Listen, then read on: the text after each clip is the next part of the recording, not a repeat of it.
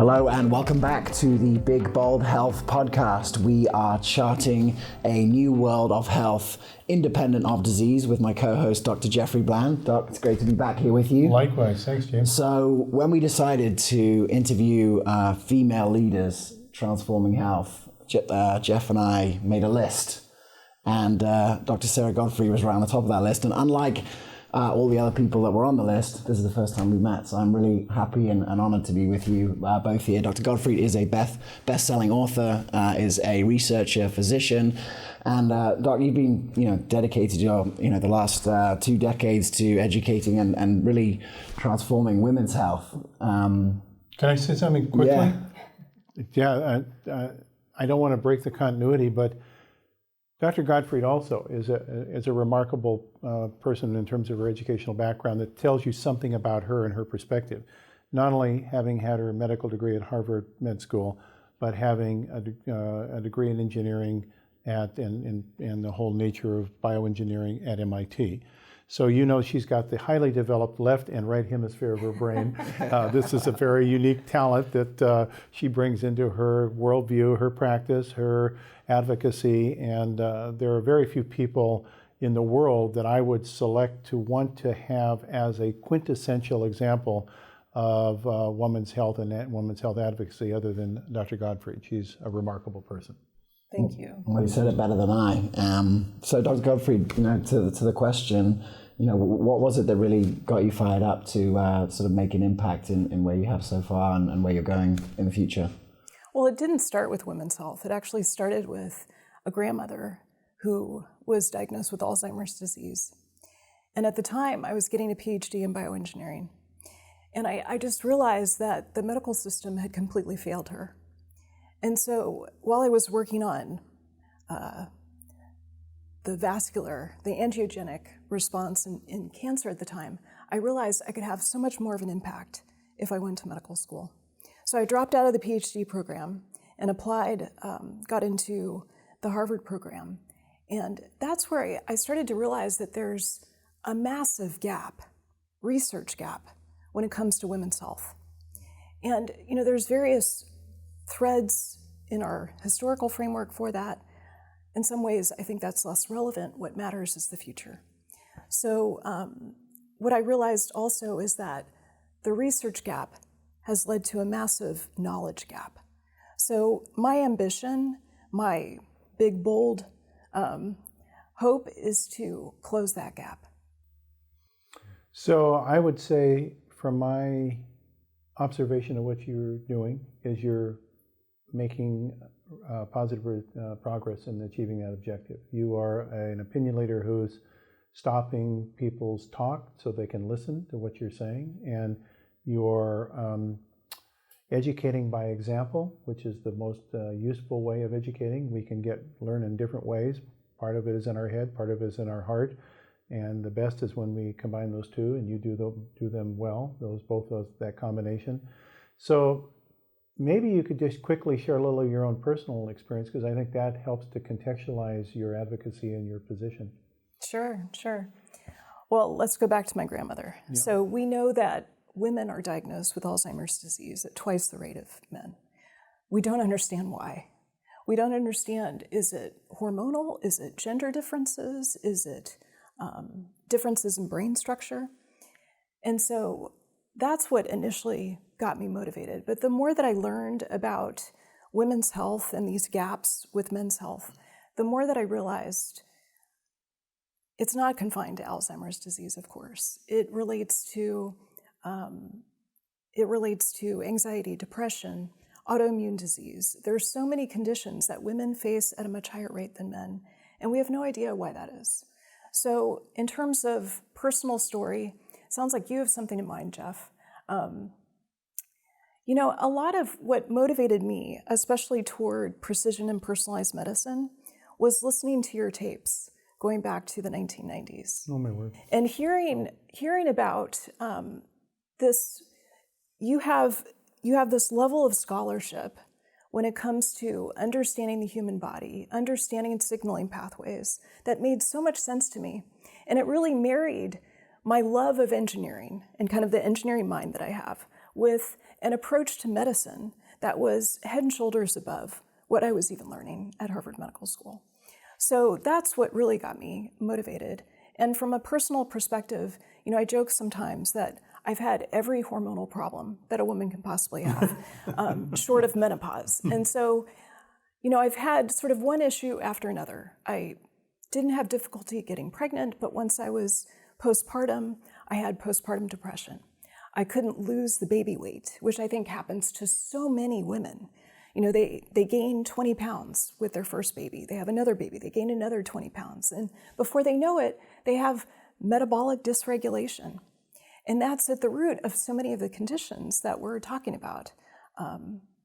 So I would say, my personal challenges have led me to the next step in terms of helping women understand their bodies, get informed about their function, and get empowered about how to step into action. Yeah, and you've done that so remarkably.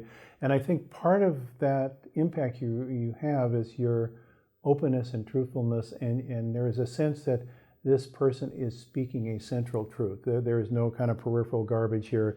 This is a core truth. How have you gotten yourself comfortable to be able to create that truth-saying identity in a marketplace that often tries to channel us into some kind of persona? Great question. I think, one of the things that I encountered in conventional medicine is that you don't share your story. Right. You stay focused on the patient's story. And I think that's really important, but I also really believe in Brené Brown, who talks about vulnerability as the path to wholeheartedness. And I would even say that vulnerability, kind of sharing your vulnerability along with credibility, is a key to helping people realize their own vulnerability and then to start to change their behaviors in the direction of better function, better outcomes, better health. So, the most recent challenge that I went through was I diagnosed myself based on genomic testing with a gene that puts me at about a 3 to 5x increased risk of breast cancer and a 2x increased risk of colon cancer. And so I made the decision, after trying to modulate my estrogen pathways, to have a prophylactic mastectomy. So I went through that procedure. But here's what was surprising. I took a month of antibiotics for the first time in my life. And after I finished that month of antibiotics, and I turned this into an N of 1 study if you want to hear more about that, I felt anxiety for the first time in my life. And I also gained weight. I gained about 15 pounds without changing what I was eating. So remarkable change in the signaling pathways in my body. I ended up getting diagnosed with small intestinal bacterial overgrowth, and that set me upon this path of really looking at, okay, the gut-brain axis. It really came alive for me in a way that it wasn't as relevant before. So that's an example of, kind of my most recent personal challenges, which I see not as a victim, but as, okay, this is the next step in my path, something that was previously unknown to me or not known well enough that I need to understand better, because if I struggle with it, if I struggle with anxiety and with insulin resistance as a result of what's happening in my gut microbes, certainly other people are going through that too. Not just women, but men too. Yeah, can I just, I want to turn this back to you, but I just want to take just a half a moment to honor you. Because what you just said is not easy to say. It's even maybe more difficult to go through. And then it's more complicated to try to understand and then communicate. And what you did in that soundbite is truly courageous. And I think it's what then creates in other people the opportunity for them to be courageous about their health. And when we talk about big, bold health, the reason we chose big, bold is I think it requires us to step up and be more bold about our health. We often feel that we're a victim and we have no control. And woe is us if we got bad genes or the bad luck in life and we just kind of got thrust into this condition of not feeling well and there's nothing we can do. To step up and be bold, to be the advocate of ownership of our health, to create this new we or new us, is really quite a remarkable, courageous thing to do. And your advocacy can help spawn many other individuals to take that step. So thank you. Thank you. It's huge. So James, I'm sorry I interrupted. Well, it's just, you have multiple, New York Times best-selling book, and each one kind of evolves into the next one. And obviously you have your own experience, you have the research that evolves, and then you have obviously, patient care. What were some things that led to, this latest book, and things that you felt that you wanted to share that you hadn't shared up until now? Well, there were a number of things. Certainly this experience with SIBO, small intestinal bacterial overgrowth, was huge. And I had another epiphany. You could even say I got hit over the head with another epiphany, which was in 2015. I was with a group of clinicians. We were filming a TV show in San Diego, and we went all day long, not eating and drinking and taking care of our bodies. And I fainted at the end of this. We were standing in the kitchen trying to figure out what to eat for dinner at 10 o'clock at night. So I think what happened was probably low blood sugar. I fell, hit my head pretty hard. And when I hit my head, I had what looked like convulsions. And at that point, some of the doctors in the room called 911. So I had this experience of a traumatic brain injury that also got me to realize the essential nature of the integrity of the gut lining, the essential nature of the integrity of the blood-brain barrier, and how I was disrupting it right and left. And I had no idea. So I decided I wanted to write a book about it because I realized so many of the conditions that I see in my practice, anxiety, depression, addiction, weight gain, early memory loss, brain fog, all of these things are related to that gut-brain axis. It's related to other things as well. The immune system is part of that axis. But that was what really motivated me to say, okay, even if you don't have gut symptoms, you might have an issue with your gut-brain axis, because that's what happened to me. Well, and how do you translate that into sort of actionable information for the reader? Well, I think there's many ways to translate it. I think, and this, I would say, is my most sacred obligation, to try to make really complex scientific information understandable, relatable, and actionable. So I don't think you can start with the microbiome. I mean, I love to start there. Yeah. I know Jeff loves to start there. Yeah. You probably love to start there too. But for most people going about their busy days, the microbiome is not so relevant yet.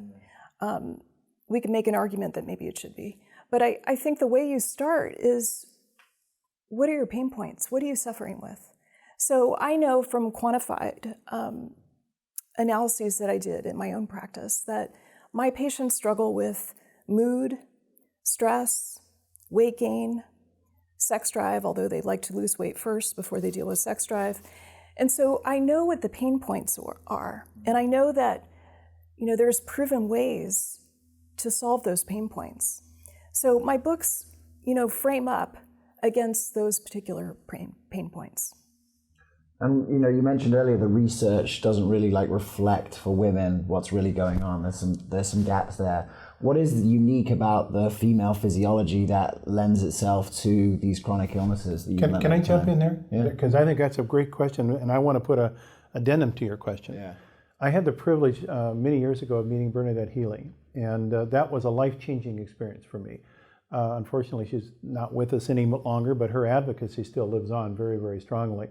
And being the first kind of female strong woman's advocate at NIH really got the whole nature of research to be changed. And when I bring this topic up today with my colleagues, a lot of them are male research or clinicians, and I say, do you realize that the approval of drugs, starting off in early stage, which are animal trials, are all done on male animals?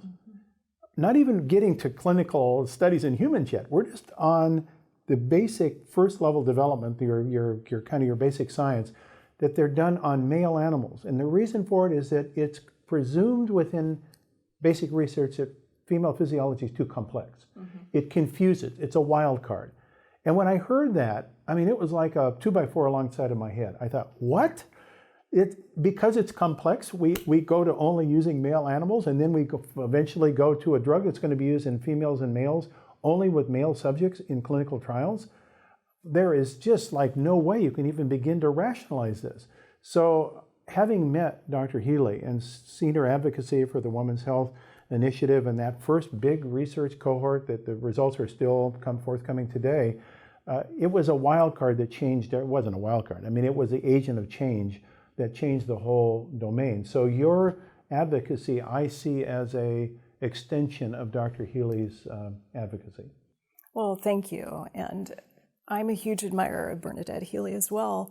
So I think she really got us to turn left finally at the NIH. And she is responsible for the Women's Health Initiative, which was it wasn't the first randomized trial, but it was the first randomized trial looking at hormone therapy in women for primary prevention of a number of different outcomes. And it ended up showing that hormone therapy, at least conjugated equine estrogen and medroxyprogesterone acetate, were dangerous and provocative in many situations. And we got a lot more clarity about outcomes. But let's go back to the 60 years before that, where we had Premarin, conjugated equine estrogen, as the #1 prescription without ever bothering to do a randomized trial until the HERS trial in 1999. So I am so grateful for her and the way that she has helped us understand the role of hormone therapy as well as beyond.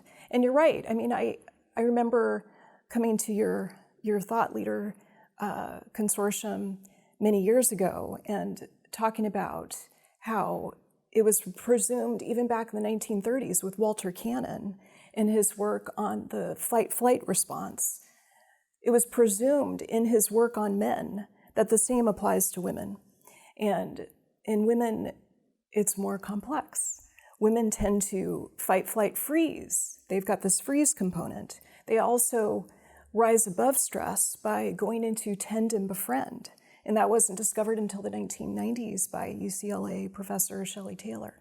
So what are some of the differences? There's that difference in stress response. There's hormonal signaling differences, the major ones being estrogen is the master regulator in women, testosterone in men. We know that there's various neurotransmitter differences, such as with the oxytocin pathway. You have to hug a man 3 times as long to get oxytocin to spike. So there's a number of different differences. If you look at the brain, for instance, and I'm a little cautious about saying this because I'm from San Francisco and we're not quite as binary about sex and gender now, but if a radiologist looks at a brain image, an MRI or a CT scan of a brain, they can tell with 85% certainty whether it's a male or female brain. And some of those differences include the hippocampus, which is the seat of memory consolidation and emotional regulation. It's larger in the female, at least up until a certain point, probably the 40s. The amygdala, which is the part of the limbic system where you search for threat in the environment, is larger in the male.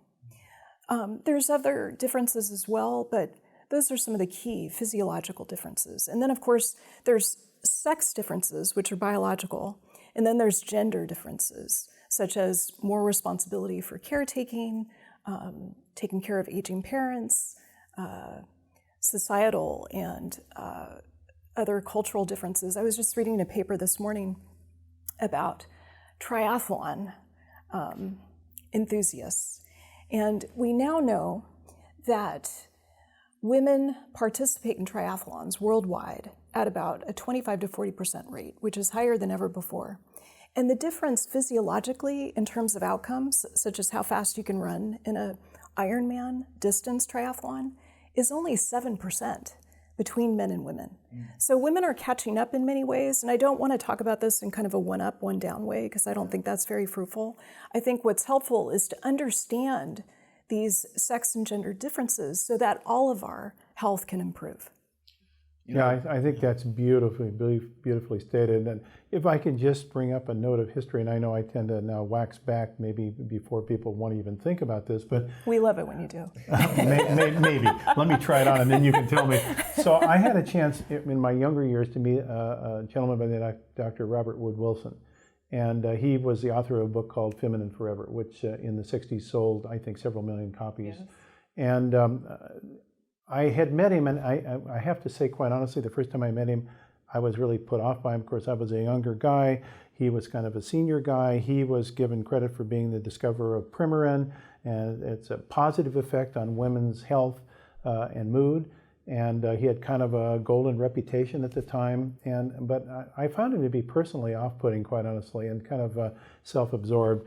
But the bottom line is, when I finally read Feminine Forever, I was disgusted. I mean, I really couldn't believe it, that this book had sold to so many women. And I believe it was probably out of a fear-based thing, because it used terms, and I'm quoting now, this is not being made up, that women who did not manage their hormones at menopause would be suffering from bovine passivity. Yes. That term is in the book, bovine passivity. And that men would have all the reasons to seek out other relationships from that of their wife if they were to be suffering from bovine passivity. I don't even need to go farther than to just talk about the social and psychological angst I had when I was reading this, to think of how that contextualized the setting and stage of what became the #1 prescribed drug for some period of time for the alleviation of symptoms that would keep women from losing relationships or feeling full and productive about themselves. So this legacy of, not even medicine, of psychopathology is so deeply rooted. And when I see people like yourself that is advocating, this kind of equality in opportunity, now having granddaughters, never had sons, I only had sons, but now I have granddaughters, I really see this as a tremendous period of positive change. Mm. So thank you. Thank you. I appreciate that. I read Robert Wilson's book as well and was horrified. But I also would say it's a product of its time. It was. And it's hard to judge it with sort of today's sensibilities. But yes, I remember the bovine passivity. And it was, the taking hormone therapy was really framed as save your marriage. Mm-hmm. Exactly. Don't be a castrated female that drives your husband away. Exactly. So as you described, very fear-based. And, I hope now that women can approach decision-making about their health, whether that's hormone therapy or what to do about polycystic ovarian syndrome or endometriosis, or even just how to function better as we get older and extend the health span.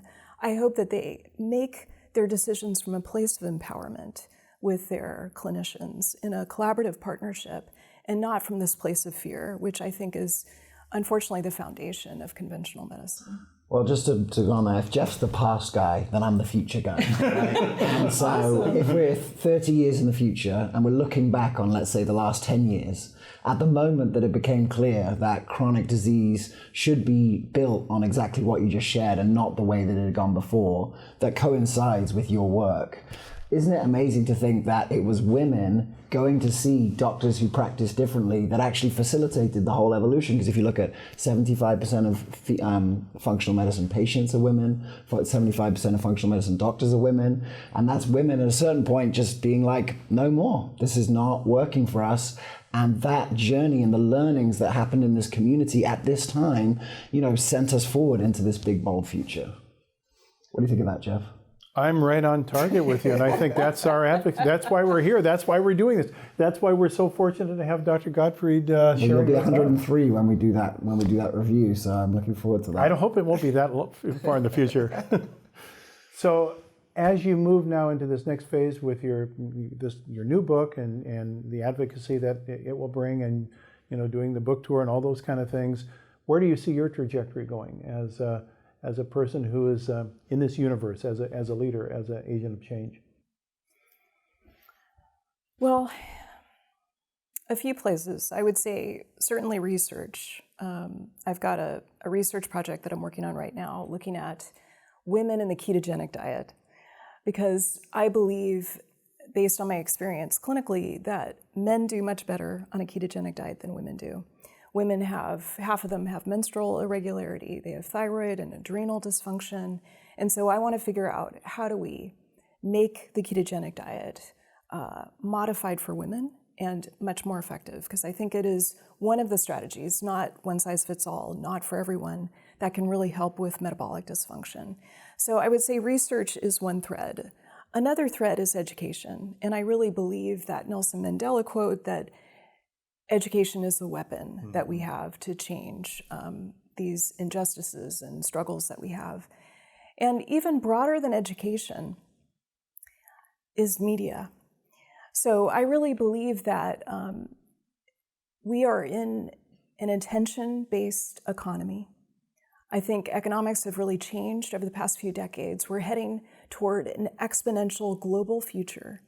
And we have to be really smart, really wise, and also circumspect and responsible about the media that we produce.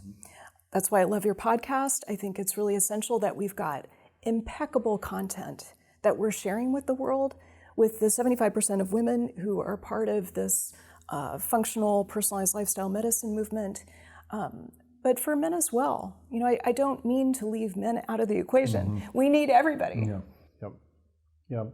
And I think what we're seeing now is there is some harmonization, and if we can unify this energy in such a way that promotes a positive harmonic oscillation, we can create global change. And I think that it's not going to probably come from the top down. It's going to come, as you've so well educated, from the bottom up, of people just basically saying, we're going to be big and bold about our health, or our children's health, or our family's health, or our neighbor's health, or our global health, knowing that a healthy planet is a healthy person and vice versa. All of that resonance can create extraordinary positive change. So you are a strong member of our leadership community that we're privileged to have. And thank you for sharing who you are and what you are and where you're going. Thank you. Really exciting. Thank you so much. Thank you so much.